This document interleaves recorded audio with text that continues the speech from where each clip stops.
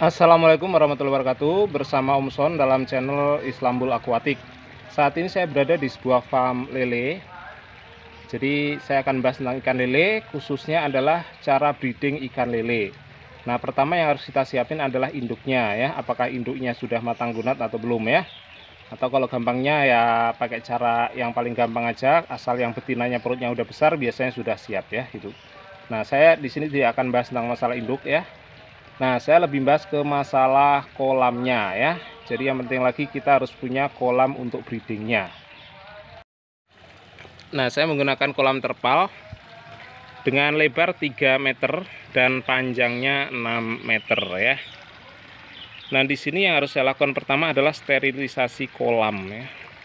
Jadi saya menggunakan sebuah bubuk ini, yaitu bubuk kapurit atau mungkin bahasa ilmiahnya kalsium hipoklorit. Di sini tujuannya adalah untuk mematikan kuman, tujuan utamanya ya. Tapi tujuan lain juga ada, yaitu untuk mematikan benih lele yang masih ada. Kebetulan di sini sebelumnya dipakai untuk benih lele ya. Jadi setelah saya bersihkan, ini masih ada benih lele yang tertinggal dan juga ada kecebong-kecebong ini ya. Walaupun benih lele yang tertinggal itu berbahaya karena sangat membahayakan adik-adiknya. Karena yang namanya lele punya sifat kanibalisme, yaitu saling memakan ya. Kalau ada temannya yang lebih kecil juga dimakan, apalagi adik-adiknya yang lebih kecil ya, maka nanti jumlah populasi lele akan berkurang. Untuk itu saya lakukan sterilisasi. Nah, ini untuk kolam 3x6 itu standarnya adalah 2 ons ya. Sebenarnya saya punya segini tuh nggak sampai 2 on, ini paling 1 on ya. Jadi 2 on ini kalau ukuran 3x6 dan ketinggian air bisa mencapai setengah meter ya. Saya paling nggak nyampe lah 20 atau 25 cm udah cukup. Jadi saya pakai berapa nih? 1 on aja cukup ya. Nah, kenapa nggak saya bikin tinggi ya? Ini karena kolamnya ini hanya berupa batako yang ditumpuk ya. Nah, seperti sebelahnya ini hanya batako-batako yang ditumpuk saja. Jadi nggak akan bisa tinggi. Batako ditumpuk kemudian dikasih terpal ya. Dan memang untuk breeding juga nggak perlu tinggi-tinggi ya. Nah, jadi nanti ini kapurit akan saya sebarkan di sini. Sini aja lah, di air pancuran aja biar nyampur semuanya. Jadi semuanya kena ya. Ini airnya langsung memutih ya. Di sini masih ada sisa-sisa kecebong yang cukup banyak ya. Ini kecebongnya ini saya nggak tahu nanti mangsa atau enggak, tapi ya nggak bagus saja kalau ada kecebongnya, takutnya nanti makan telurnya atau mungkin meracuni. Nah, kita nggak tahu, biarkanlah saja dia mati ya, seperti itu. Nah, rencananya di sini nanti saya akan menggunakan 2 pasang induk. Jadi nanti yang di sini di tengah akan saya sekat pakai batako saja ya. Jadi airnya jadi satu ini, karena hanya disekat batako ya, tentu saja batakonya bocor ya. Nah, tapi nyekatnya nanti saja setelah kita melakukan sterilisasi. Ini sterilisasi saya lakukan sekitar 3 jam ya. 3 jam.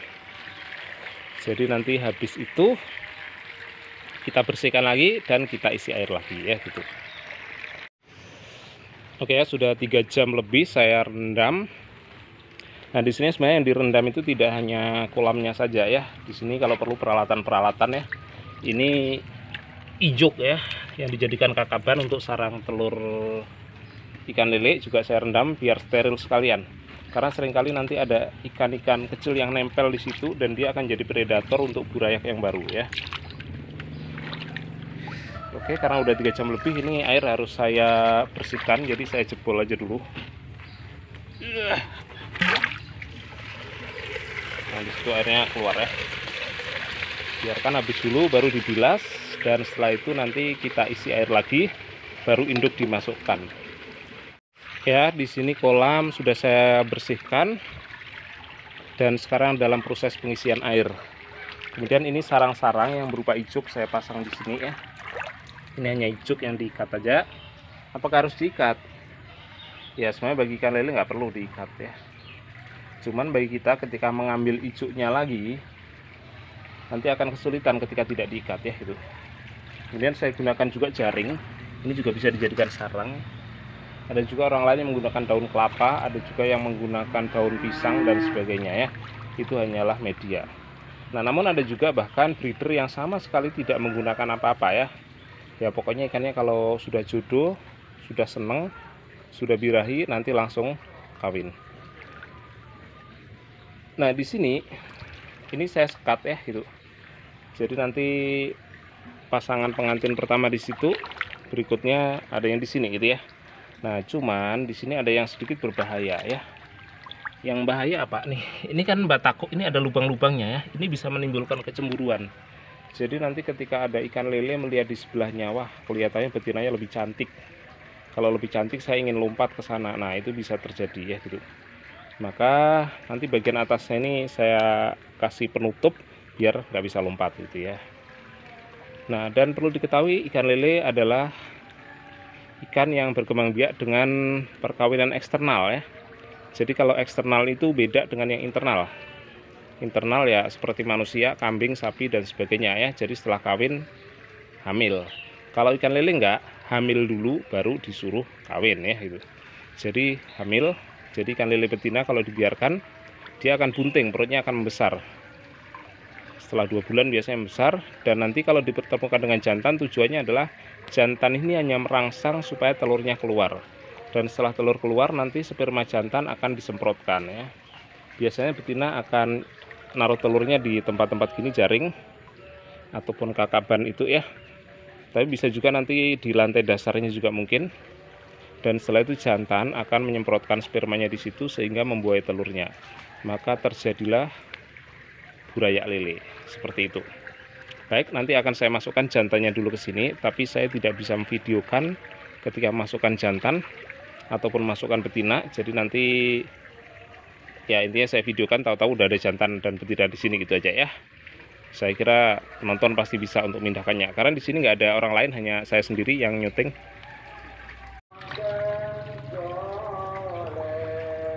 Ini ada jantan, panjangnya sekitar 60 cm, begitu juga yang itu ya. Tapi saya sudah ngambil jantan yang lain yang hanya 40 cm. Kenapa saya pilih yang pendek ya, karena ini kolamnya saya sekat ya, jadi nggak usah yang gede-gede ya. Ini jantan sudah saya masukkan, posisinya di sana ya gitu. Oh ya, ini airnya sebenarnya segini udah cukup ya, setinggi satu batako itu udah cukup, nggak perlu dalam-dalam, karena kalau dalam juga membahayakan ikan mudah lompat ya gitu. Sementara yang di sana pun ada jantannya, panjangnya sama ya, sekitar 40 cm.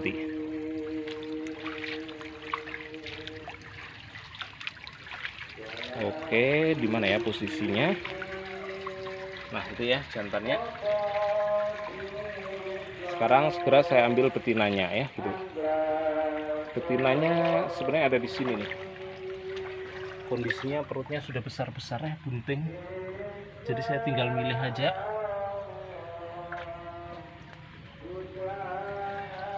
Jadi setelah ini akan langsung saya pindahkan.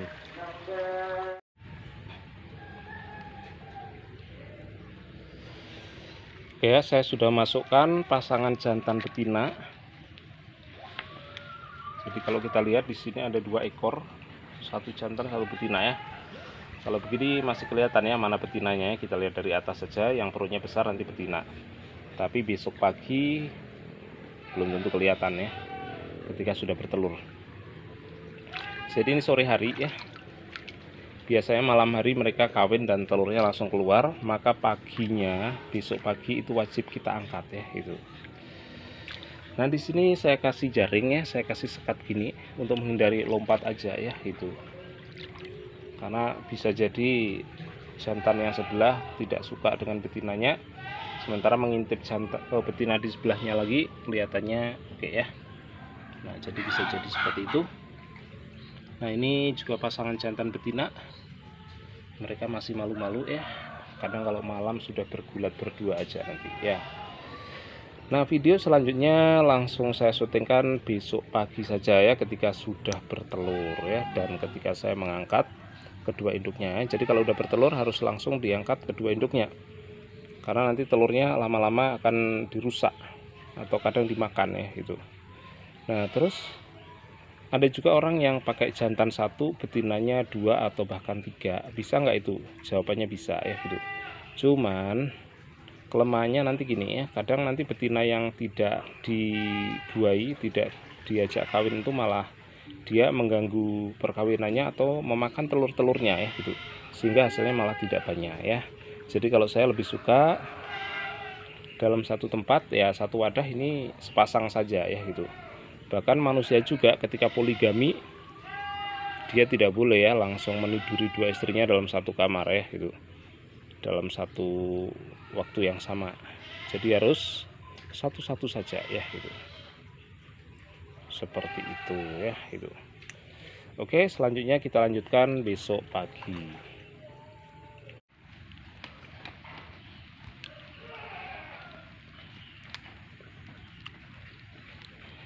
Nah, ini suasana pagi hari dimana induk lele sudah bertelur ya.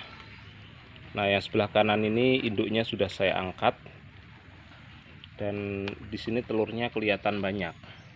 Mudah-mudahan telurnya terlihat di kamera.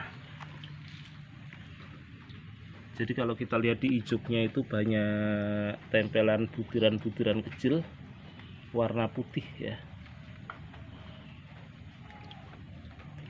Sebagian juga nempel di dasar-dasarnya ya. Jadi di dasar terpal ini, di dasar kolam itu juga banyak telur bertebaran. Dan yang sebelah sini induknya sudah saya angkat. Nah, sementara untuk yang sebelah sini, sebelah kiri, induknya belum saya angkat. Kelihatannya ini masih belum beres karena masih perut betinanya itu masih agak gendut sedikit ya. Jadi paling saya tunggu setengah jam atau 1 jam baru nanti akan saya angkat. Nah, selanjutnya telur ini kita biarkan. Biasanya 24 jam sudah menetas asalkan nggak ada hujan ya. Kalau ada hujan biasanya agak tertunda, yaitu 2 kali 24 jam. Oke ya, demikian tadi proses breeding ikan lele sampai bertelur ya, secara manual, dan karena 2 pasang saya berikan sekat. Semoga ilmu yang saya sampaikan bermanfaat. Sampai jumpa di video berikutnya. Jangan lupa like dan subscribe ya, serta komen-komen ya. Silakan kalau ada yang ditanyakan. Oke, sampai jumpa. Wassalamualaikum warahmatullahi wabarakatuh.